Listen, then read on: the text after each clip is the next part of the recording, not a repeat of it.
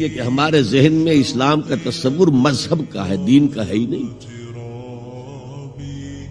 ہم وہی سمجھتے ہیں کہ نماز ایک تو یہ کہ ہمارے عقائد ٹھیک ہو، نماز روزہ حج زکوٰۃ کا تقاضا ہو، اور کچھ جو ہمارے سوشل کسٹمز ہیں، عیدیں منائے، جمعہ پڑھے، قربانیاں دیا کریں عید الاضحیٰ میں، بچے کا عقیقہ کرے، مردے کو دفنائیں کفنائیں، شادی ہو تو ایجاب و قبول کرائیں، پھیرے نہیں ڈلوائیں گے۔ بھئی یہ ہمارا دین ہے، ہمارا مذہب ہے، مذہب دین نہیں ہے۔ یہ دین کا تصور ہی نہیں۔ ہم اتنے خوگر ہو گئے محکومیت کے کہ دین کے اقامت کا تصور، دین کو غالب کرنے کا تصور ہمارے ذہنوں سے نکل گیا،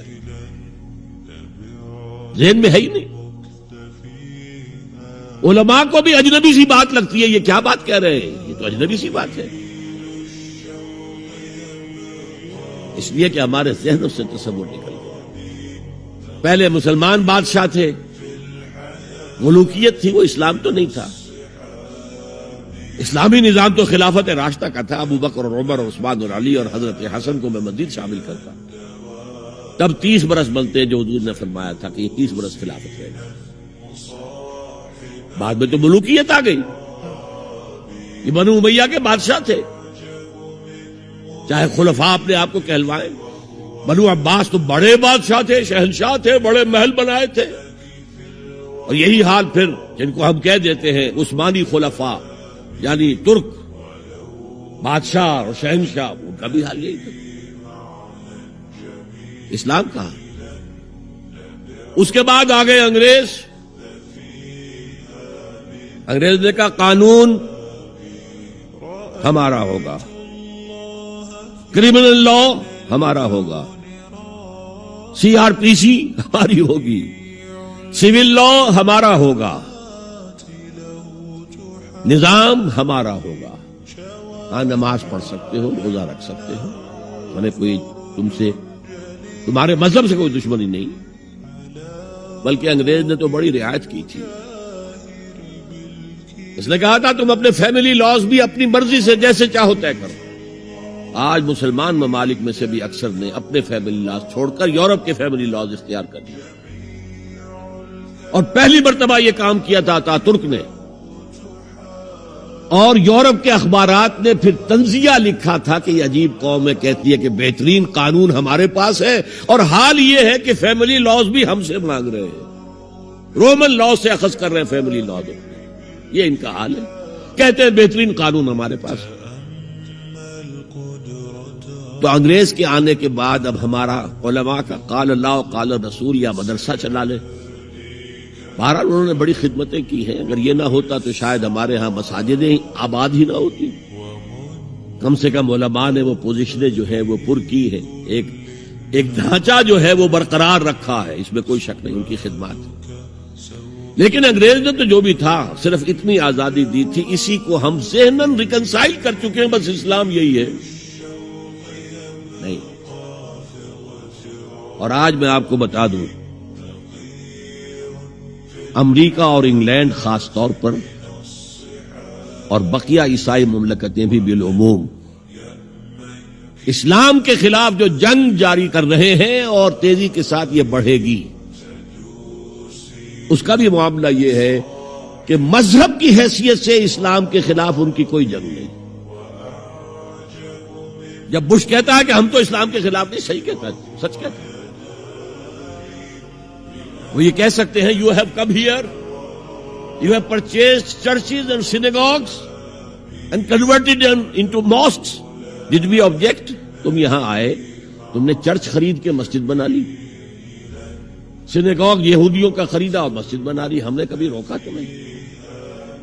تم نمازیں پڑھتے ہو، ہم نے روکا؟ روزے رکھتے ہو، ہم نے روکا؟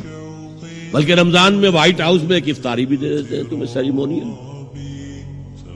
تمہاری عید ہے، بقرہ عید ہے، ہم کو کومیموریٹو اسٹیمپس جاری کر دیتے ہیں، یہ عید کا جو ہے ڈاک کا ٹکٹ ہے اور یہ بقرہ عید کا ہے۔ تو مذہب سے تو ہمیں کوئی اعتراض نہیں، لیکن اسلام کا سیاسی، معاشی اور سماجی نظام nothing doing, we will not bear it، نظام ہمارا ہوگا۔ اور سمجھ لیجئے یہ تاریخ نے پورا سرکل ایک گھیرا پورا کر لیا ہے۔ وہ جو مولانا حالی نے کہا تھا، اے خاصہ نے رسول وقت دعا ہے، امت پہ تیری آ کے عجب وقت پڑا ہے۔